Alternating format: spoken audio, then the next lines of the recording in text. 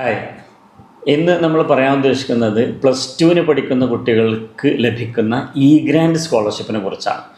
SC, ST, OEC, OBC, general അങ്ങനെ എല്ലാ വിഭാഗം ആളുകൾക്കും ഗ്രാൻഡ് സ്കോളർഷിപ്പിന് അപേക്ഷ കൊടുക്കാം.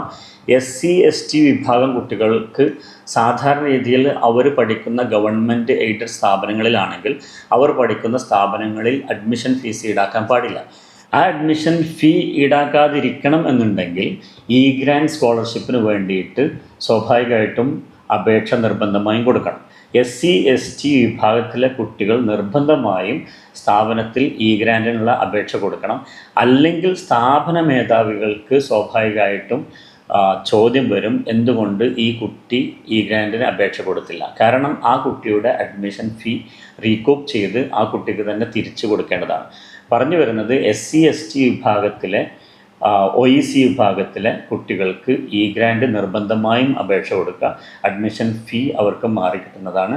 അതുപോലെ OBC, OEC വിഭാഗക്കാർക്ക് ഗ്രാൻഡ് അപേക്ഷ കൊടുത്താൽ ലഭിക്കും. അപേക്ഷ കൊടുക്കേണ്ട വെബ്സൈറ്റ് egrants.kerala.gov.in എന്നുള്ളതിലാണ്. ഇൻകം ലിമിറ്റ് ഇല്ല എന്നുള്ളതാണ് പ്രത്യേകത. എത്ര വരുമാനമുള്ള വാർഷിക വരുമാനമുള്ള രക്ഷിതാക്കൾക്കും അവരുടെ കുട്ടികൾക്കും ഇതിന് അപേക്ഷ കൊടുക്കാം. SC, ST, OEC വിഭാഗത്തിലുള്ള കുട്ടികൾക്കാണ് വാർഷിക വരുമാന പരിധി ഇല്ലാത്തത്. എല്ലാവരും അപേക്ഷ കൊടുക്കാൻ ശ്രമിക്കുക.